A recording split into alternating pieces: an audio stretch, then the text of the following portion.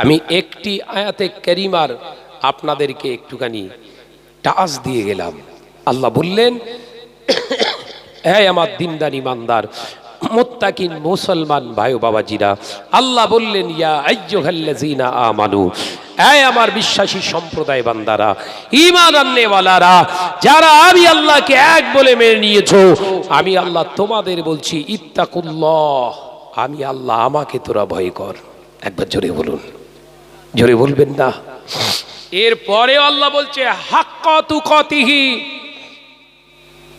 ভয়টা করার মতো কর। ভয়টা করলে হবে না, করার মতো কর। মরবি না ততদিন, ততক্ষণ, তত সময় যেটাই নেন আপনি। আল্লাহ বললেন, প্রকৃত মুসলমান না হয়ে যেন মরিস না। প্রকৃত মুসলমান না হয়ে যেন মরিস না।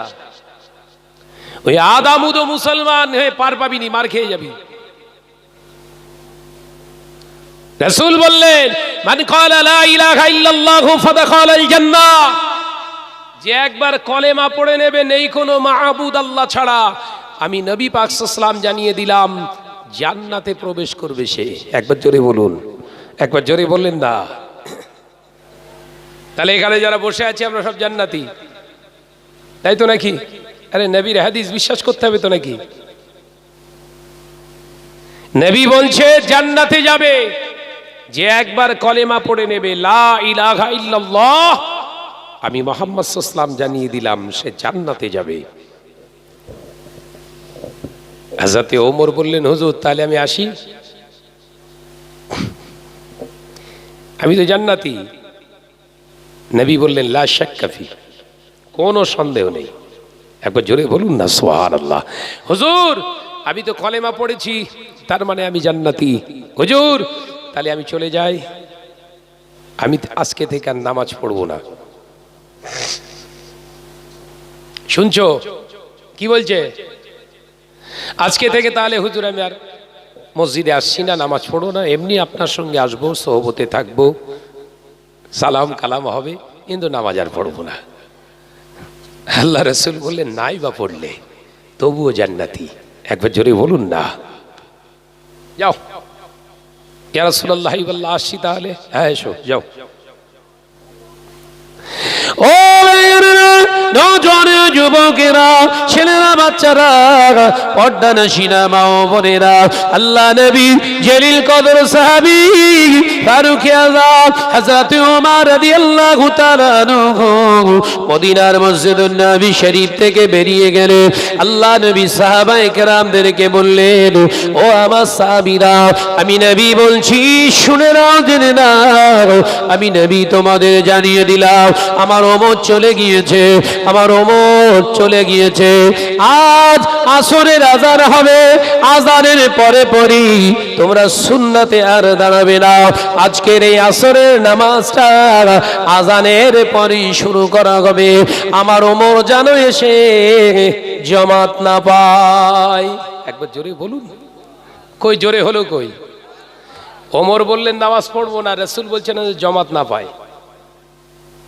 আলোচনা বুঝতে পারছেন না বোধহয়? ওমর বলছে নামাজ পড়বো না, আর রাসূল বিশ্ব নবী সরকারে দু আলম কি বলছে? ওমর যেন জামাত না পায়। তার মানে ওমর বলে গেছে, ঠিক জামাতে এসে হাজির হবে। একবার জোরে বলেন, কি ঈমান! মসজিদের কাছে বাড়ি, গড়িয়ে পড়লে মসজিদের জায়গায় পড়ে, নামাজ পড়তে যায় না। কথা বলছেন না কেন? এরকম মুসলমান আছে না নাই?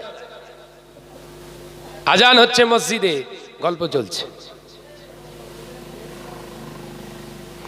আল্লাহ নবীর জলিল কদর সাহাবী ফারুক আযম ওমর রাদিয়াল্লাহু তাআলা চলে গেলে, আল্লাহর নবী দয়ার নবী রাহমাতাল লিল আলামিন হুজুর আমার দেখতে পাওয়া যায়, এমন সময় কিছু সময় অতিবাহিত হয়ে যাওয়ার পরে মদিনার মসজিদুন নবী শরীফ থেকে হযরতে বেলাল রাদিয়াল্লাহু তাআলা আনহু আযান হেঁকে দিয়েছে, আল্লাহু আকবার, আল্লাহু আকবার, মদিনার মসজিদে নববী শরীফে আযান হয়ে যাওয়ার সাথে সাথে সাহাবায়ে কেরাম রিদওয়ানুল্লাহি তাআলা আলাইহি আজমাইন সকলে একে একে মদিনার মসজিদে নববী শরীফে হাজিরি হয়ে গিয়েছে। আল্লাহ নবী ইমামতির জায়গায় দাঁড়িয়ে পিছন দিকে তাকিয়ে বললেন, বাবা সাহাবীরা, পিছনে যারা দাঁড়িয়ে রয়েছো তোমরা মদিনার মসজিদুন নববী শরীফের দরওয়াজা জানাগুলো বন্ধ করে দাও, আমার ওমর যেন ভিতরে না ঢুকতে পারে। একবার জোরে বলেন,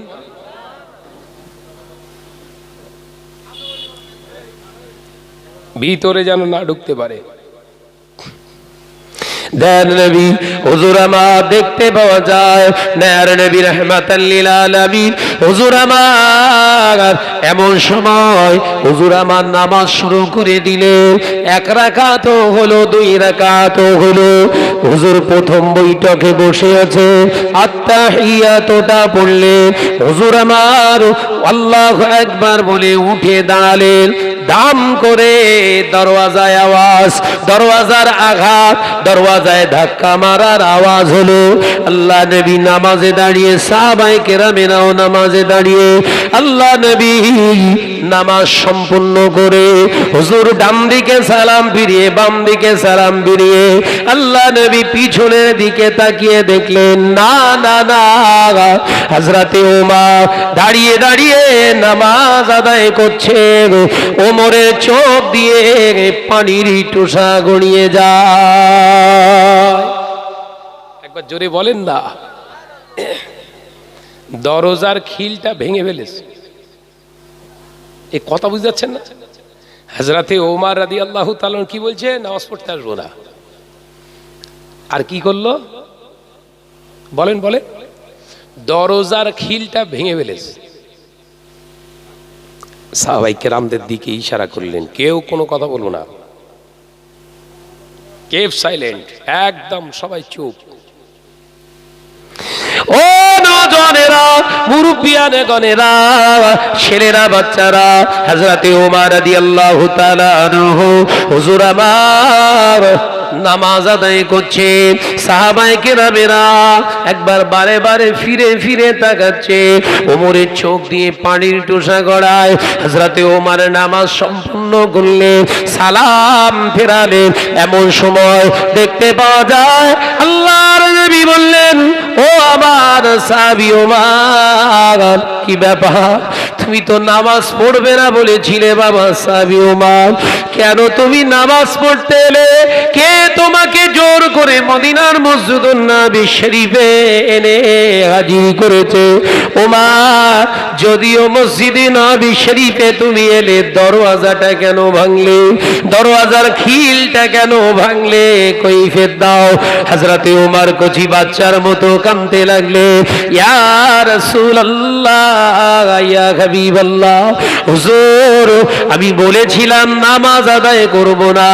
না না না হুজুর, যখন মদিনার মসজিদুন নববী শরীফ থেকে আযান চলে গেছে, আমার কানে ইয়া রাসূলুল্লাহ, ইয়া হাবিবাল্লাহ, আমার ভিতরটা জ্বলন শুরু হয়ে গেছে।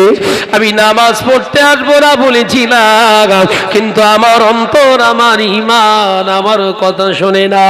ইয়া রাসূলুল্লাহ, হাবিবাল্লাহ, আমার ভিতরটা কে জানো বারে বারে ধাক্কা মেরে মেরে, ধাক্কা মেরে মেরে মদিনার মসজিদুন নববী শরীফে হাজিরি করে দিয়েছে।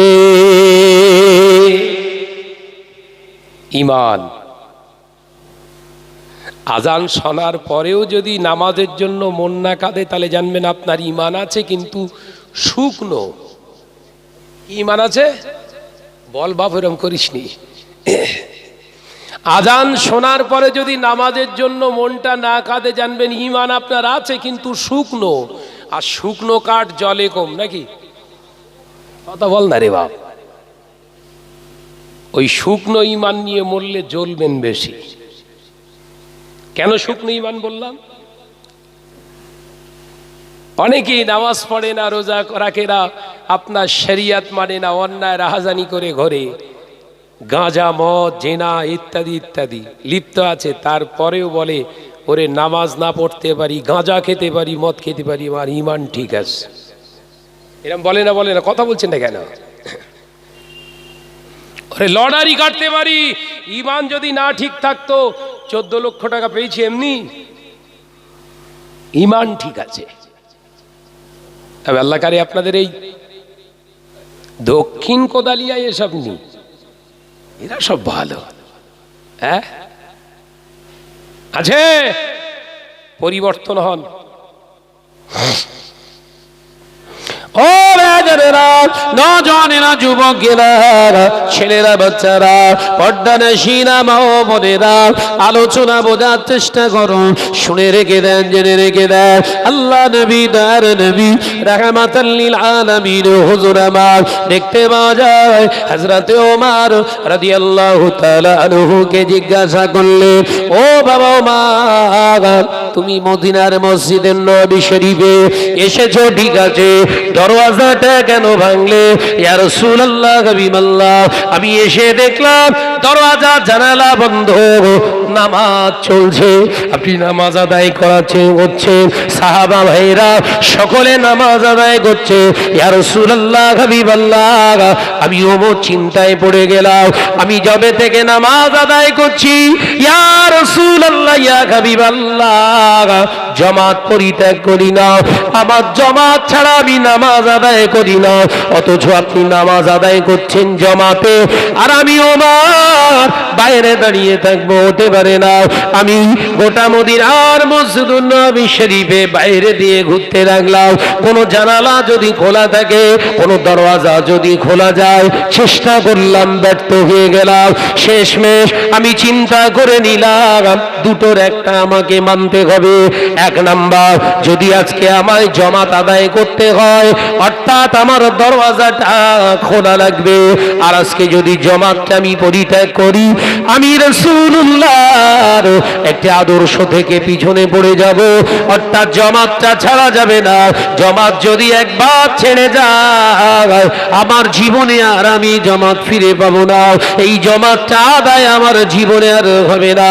ইয়া রাসূলুল্লাহ, ইয়া হাবিবাল্লাহ, কিন্তু দরওয়াজাটা যদি আমি ভেঙে ভিতরে ঢুকি, হয়তো ক্ষতি হয়ে যাবে, কিছু নোকসানিয়াত হবে, দরওয়াজাটা রিপেয়ার করতে হবে, দরওয়াজাটা বানাতে হবে, ওর বিনিময়ে অর্থ খরচ হবে, আমি ওমরের কাছে সেটা আল্লাহ দিয়েছে, হয়ে যাবে, কিন্তু জামাতটা যদি ছেড়ে যায়, ওটা আর পাবো না।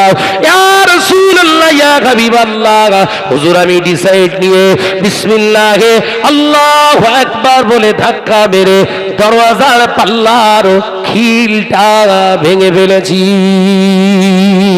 ইয়া রাসূলুল্লাহ, হাবিবাল্লাহ, আমি ভিতরে ঢুকে যখন আমি ওমর মসজিদের নবী শরীফের ভিতরে যখন ঢুকেছি, আমার গোটা চেহারাটা অস্থির ছিল, হুজুর আমার মনটা চঞ্চল ছিল, কিন্তু আমি যখন নামাজে আপনার পিছনে আল্লাহু আকবার বলে তাকবীরে তাহরিমা করে দাঁড়িয়েছি, আমি ওমর চঞ্চল অস্থিরতা সাথে সাথে ঠান্ডা হয়ে গিয়েছে। একবার জোরে বলে, একটু জোরে হবে না সুবহানাল্লাহ? মহাব্বতের সঙ্গে দরুদ, আল্লাহুম্মা সাল্লি আলা। এ আপনাদের মন যেন ভাঙা ভাঙা মতো লাগছে, হ্যাঁ, একটু আওয়াজ দিয়ে প্রাণ খুলে পড়ে না, আল্লাহুম্মা সাল্লি আলা।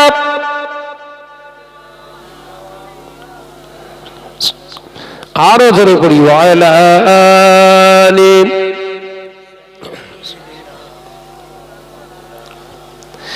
ডেকে লও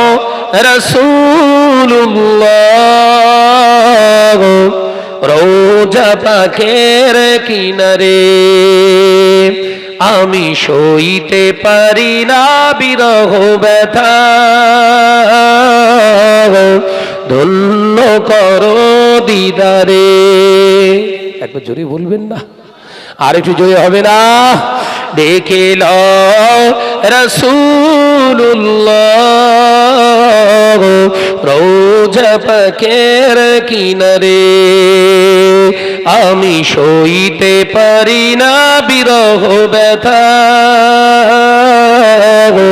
ধন্য করো দিদারে আল্লাহুম্মা সাল্লি আলা প্রাণ খুলে পড়ি ওয়ালা আলি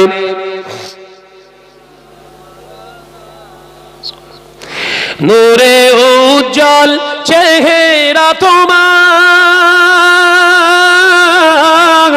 দেখে মন যে ভরে যায় তোমার ওই গুম্বদে খজরা দেখে ঈমান বেড়ে যায় একটু জোরে হবে না আর একটু জোরে হয় না নারে তাকবীর ডেকে লও রাসূলুল্লাহ রোজা পাকের কিনারে আমি সইতে পারি না বিরহ ব্যথা ধন্য করো দিদারে আল্লাহুম্মা জোরে জোরে পড়ি সাল্লি আলা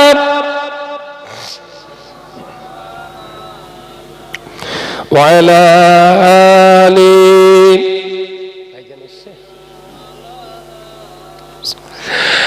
মদিনার ওই আকাশ মদিনার ওই বাতাস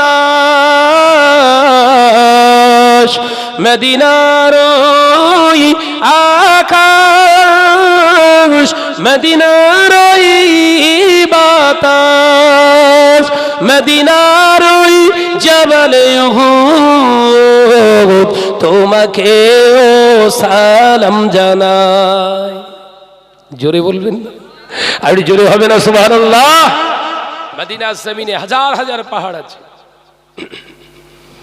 কিন্তু রাসূলের দরবার থেকে একটা পাহাড় দেখা যায়, খুব বড় পাহাড়। ওই পাহাড়টার নাম হলো জবালে উহুদ, উহুদের পাহাড়। ওই উহুদ পাহাড়টা রাসূলুল্লাহর দরবার থেকে দেখা যায়। সেই অন্তর ঈমান নিয়ে যদি মদিনাতুল মুনাওয়ারায় পৌঁছান তাহলে দেখতে পাবেন যেন রাসূলের দরবারের দিকে দাঁড়িয়ে দাঁড়িয়ে সে যেন সব সময় সালাম দিচ্ছে। একবার জোরে বলুন, একবার জোরে হবে না সুবহানাল্লাহ। কিন্তু সেই ঈমান না নিয়ে গেলে দেখা যাবে হ্যাঁ পাহাড় তো বিরাট বড় পাহাড়, কথা বুঝতে পারছেন না? সেই ঈমান নিয়ে যেতে হবে, কথা বুঝতে পারছেন না? বহু হাজি হজ করতে যাচ্ছে, বহু ওমরাকারী ওমরা করতে যাচ্ছে, বাড়ি সিগারেট খেয়ে ওর কলকে পোষায় নে, ভরে নে, মদিনায় বসে বসে সিগারেট খায়। মনে করছেন ফাজলামো কথা বলছি? বহু হাজি সাহেব মক্কা শরীফে বসে বসে বিড়ি খাচ্ছে।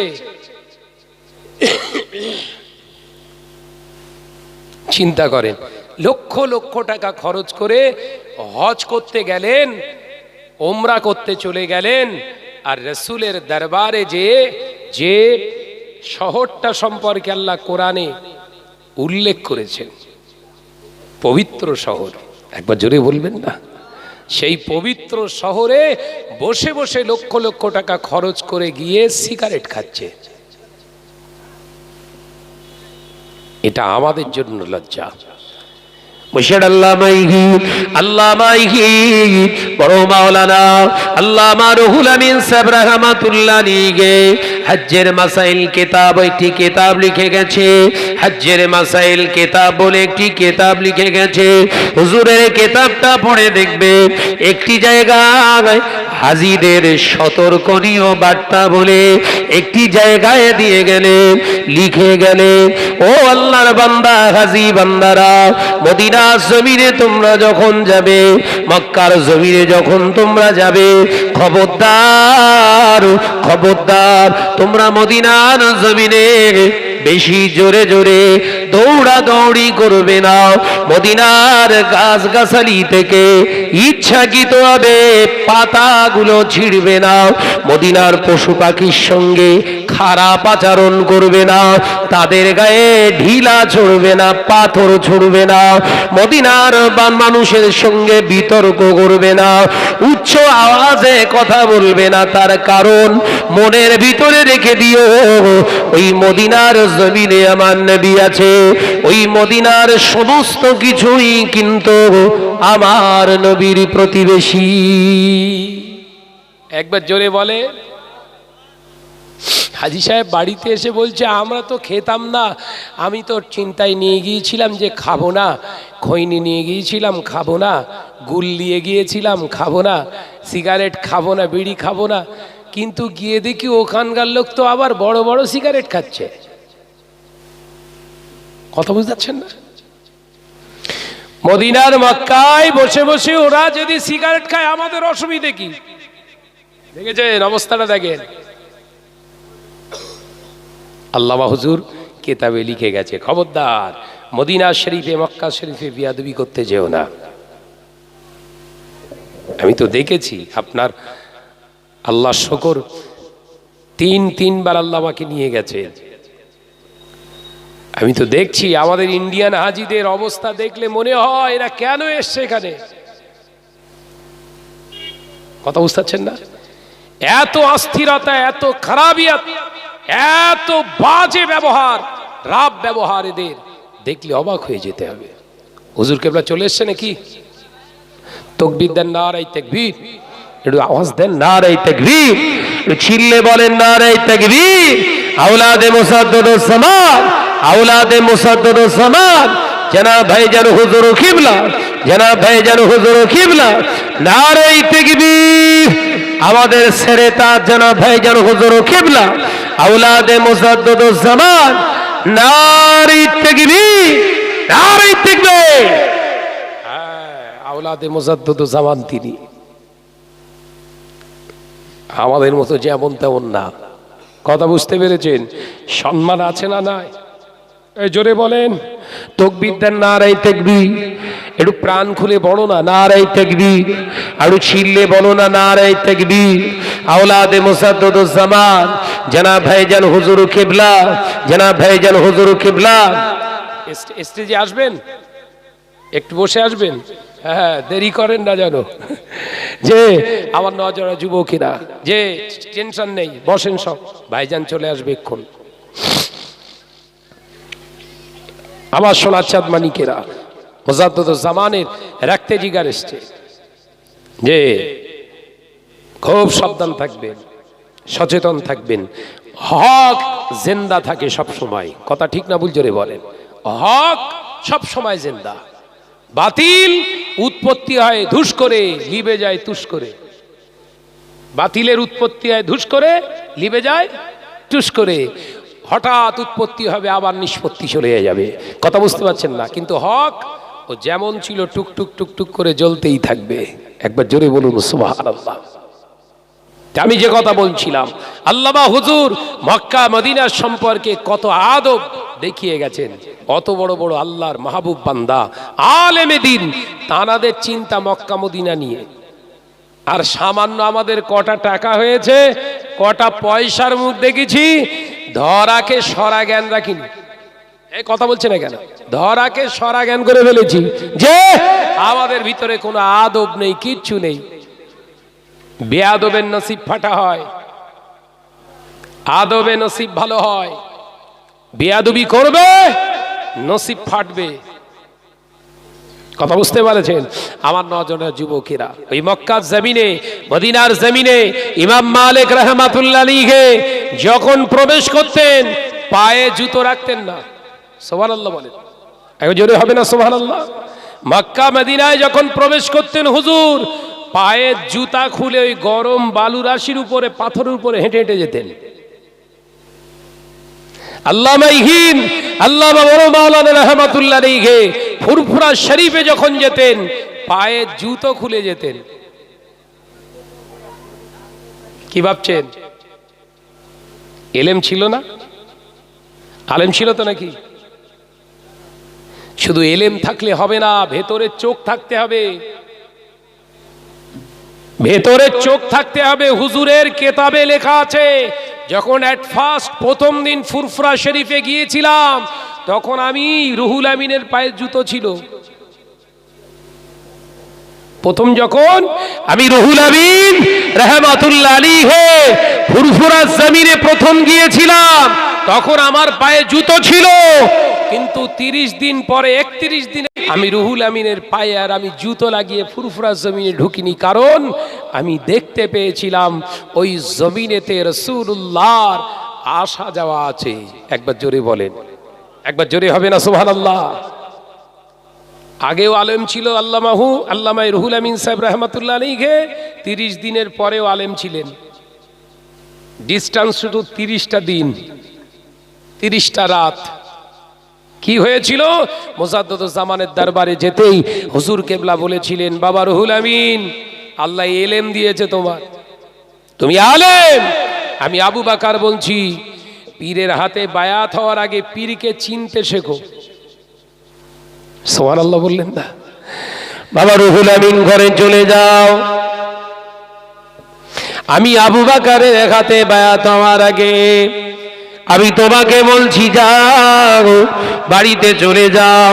বাবা রুহুল আমিন 5 ওয়াক্ত নামাজের পরে পরে প্রত্যেক নামাজের শেষে 100 বার করে ইস্তেগফার করবে, তওবা করবে। ও বাবা রুহুল আমিন চলে যাও, তুমি চলে যাও। 40 দিন পরে আবু বকরের দরবারে এসে দাঁড়িয়েও নিজে চোখ দিয়ে আসল পীরকে দেখতে পেয়ে যাবে। একবার জোরে বলুন না।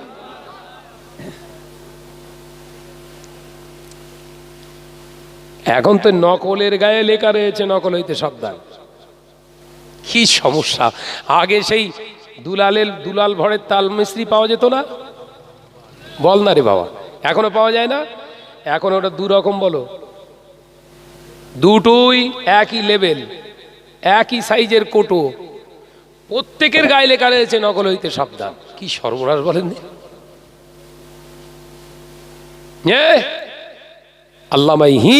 আল্লামা রুহুল আমিন সাহেব রহমাতুল্লাহ আলাইহি বাড়িতে আসছে আর চিন্তা করছে, বাড়িতে আসছে আর চিন্তা করছে, বহু দরবারে গেলাম পীরের, কেউ তো এমন কথা বলে না, কেউ তো বলে না। আর বাংলার আবু বকরের দরবারে যেতে আমার চেহারার দিকে তাকিয়ে বলে দিল, এলেম আছে বাবা রুহুল আমিন, ভেতরের চোখটা এখনো তৈরি হয়নি। ভেতরের চোখ যদি খারাপ থাকে, এ চোখ দিয়ে ভালো মন্দ আর বিচার করা যাবে না। যাও 40 দিন বাড়িতে গিয়ে 5 ওয়াক্ত নামাজের পরে পরে 100 বার করে ইস্তেগফার। 25,000 কিতাব পড়নেওয়ালা, 18,000 হাদিস মুখস্থ করেনেওয়ালা হাদিসে হাফেজ আল্লামা ইন মুখ বুজিয়ে মাথা পেতে মেনে নিলেন। একবার জোরে বলুন না সুবহানাল্লাহ। বাড়িতে চলে এলে হুজুর আমার নামাজের শেষে যে আগেও তো নামাজ আদায় করতেন, কিন্তু নামাজের পরে বসে বসে তওবা করাটা ছিল না। হুজুর আমার 100 বার করে তওবা ইস্তেগফার করতে লাগলেন। একটানা 40 দিন করতে হবে, একটানা 30 দিন করলেন। 31 দিনের মাথায় হুজুর আমার টাকি নারায়ণপুর থেকে গাড়ি ধরলেন, সঙ্গে আব্দুল ওদুদ সাহেব বলে একজন ব্যক্তিকে নিলেন। ও ভাই আব্দুল ওদুদ, চলেন একবার ফুরফুরা শরীফে যাব, হুগলি জেলাতে যাব। হুজুর আমার সঙ্গী করে নিয়ে, সঙ্গীকে সঙ্গে করে নিয়ে গাড়ি চেপে চলে গেলেন। ফুরফুরা দরবার শরীফ থেকে 4 কিলোমিটারের আগে একটি জায়গা আছে, যে জায়গাটার নাম হলো শিয়াখালা। বিরাট বড় মার্কেট হয়েছে এখন। ওই জায়গায় হুজুর গাড়ি থেকে নেমে গেলেন। হুজুর আমার গাড়ি থেকে নেমে আগে পায়ে জুতা দুটো জুতা খুলে নিয়ে হাতে নিয়ে ব্যাগের ভিতরে ঢুকিয়ে নিয়ে ব্যাগটাকে হুজুর আমার বগল দাবায় চেপে নিলেন, খালি পায়ে হেঁটে যাচ্ছে। হুজুরের সঙ্গী জিজ্ঞাসা করছে, আব্দুল ওদুদ সাহেব প্রশ্ন করছে, হুজুর ও ভাই বড় মাওলানা আল্লামা আল্লামা রুহুল আমিন সাহেব রাহমাতুল্লাহ আলাইহি, আপনি কেন পায়ের জুতাটা খুলে হাতে নিয়ে এই গরমে রাস্তা দিয়ে খালি পায়ে হেঁটে হেঁটে যান? আল্লামা হুজুর রাহমাতুল্লাহ আলাইহির চোখ ফেটে পানি বেরিয়েছিল। হুজুর আমার কাঁদতে কাঁদতে বলেছিল, ও ভাই আব্দুল ওদুদ সাহেব, যে দরবারে আমি আপনি যাই, শুধু আমি আপনি আসি না, এ দরবারে দুনিয়া শুধু মানুষ আসে না, আমি রুহুল আমিন দেখতে পেলাম। এই দরবারে স্বয়ং রাসূলুল্লাহ সাল্লাল্লাহু আলাইহি ওয়াসাল্লামের সাহাবায়ে কেরামদের সঙ্গে রুহানি হালাতে হাজির হয়ে যায়। যে দরবারে রাসূলুল্লাহ আসে, ওই দরবারে আমি রুহুল আমিন জুতো পায়ে দিয়ে যাব, বেয়াদবি হয়ে যাবে। তাই আমি গুনাহগার রুহুল আমিনের জুতোটা খুলে ব্যাগে ভরে নিয়েছি।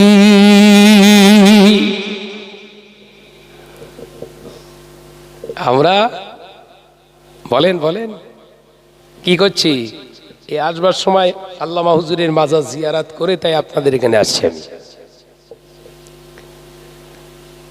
এইসব দরবারগুলো এর শান, এর মান, এর ইজ্জত আমরা কদর করি? এই কথা বলছেন না কেন? করি। কারণ আমি শাহনাজ তো বিরাট বড় বক্তা, বিরাট দরের আলে, সব উড়িয়ে দেবো একদম। এইটাই হলো অন্তর খারাপ। এই কথা বুঝাচ্ছেন না? এইটাই হয়ে গেছে ভেতরটা খারাপ। এই ভেতরটা খারাপ রেখে যত উপরে 96 আতর মারো না কেন, কাজ হবে? বল না রে বাপ, কাজ হবে? সারাদিন পেচ্ছাপ করে কুলুক নিলেন না, পানি নিলেন না, সারাদিন পেচ্ছাপ করে পানি নিলেন না, আর গায়েতে 96 আতর মেরে ঘুরছেন, পবিত্র হয়ে গেল? আরে ভাই গন্ধ বেরোচ্ছে না তো, সুগন্ধ বেরোচ্ছে তো, কথা বলছেন না কেন? সুগন্ধ বেরোলি যে পাক, এই ধারণাটা মাথা থেকে মুছে ফেলেন, খেয়াল থাকবে। সুগন্ধ বেরোলি যে পাক বিরাট ভালো হতে পারে, ওটা পারফিউমের সুগন্ধ, আর পারফিউমটা ইউজ করলে আপনার নাপাক হয়ে যাবে শরীর, অ্যালকোহল দ্বারা প্রস্তুত। এই আলোচনা বুঝতে পারে না। পারফিউম পাওয়া যায় না, সব ফগ না কি পাওয়া যায়, বডি স্প্রে, ফুসফুস করে মারলি সুগন্ধ বেরোয় না?